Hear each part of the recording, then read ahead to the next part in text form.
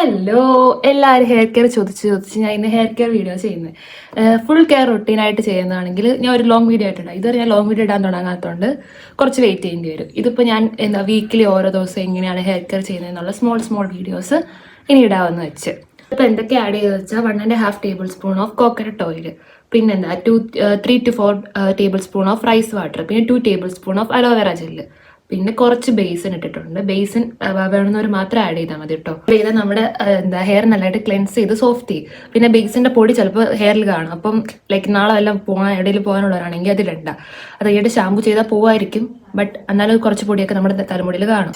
ഞാൻ കുറച്ച് ബേസിൻ ഇട്ട് കൊടുത്ത് നമുക്ക് നോക്കാം എങ്ങനെ വരുമെന്ന്. അലോവേറ ജെല്ല് വേണമെങ്കിൽ നമുക്ക് കടയിൽ നിന്ന് വാങ്ങുന്നതായിട്ട് ഇടാം. ഞാനിവിടെ വീട്ടിലുള്ളത് തന്നെ ഇട്ടത്. എന്നിട്ട് ഇത് റൂട്ട്സിലൊക്കെ ഇങ്ങനെ തേച്ച് കൊടുക്കുക. എല്ലായിടും റൂട്ട്സ് തൊട്ട് ഇതായിട്ട് ഫുള്ളായിട്ട് തേച്ച് കൊടുക്കുക. ഇതൊരു വേവി ഹെയർ റൂട്ടീനാണ്, പക്ഷെ എല്ലാവർക്കും യൂസ് ചെയ്യാൻ പറ്റുന്നതാണ്. പിന്നെ ഈ റൈസ് വാട്ടർ എന്ന് പറഞ്ഞത് കഞ്ഞിവെള്ളം അല്ല, അരി കഴുകി ലൈക്ക് വെള്ളത്തിൽ വെച്ച് 2 to 3 hours അടങ്ങിയിട്ടുള്ള വെള്ളം, അല്ലെങ്കിൽ അരി തിളപ്പിക്കുമ്പം നല്ല വെള്ളം ചേർത്ത് തിളപ്പിച്ചിട്ട് ആ വെള്ളം എടുക്കണം. കട്ടിയുള്ളത് സ്റ്റാർച്ച് ഉള്ളത് എടുക്കരുത്.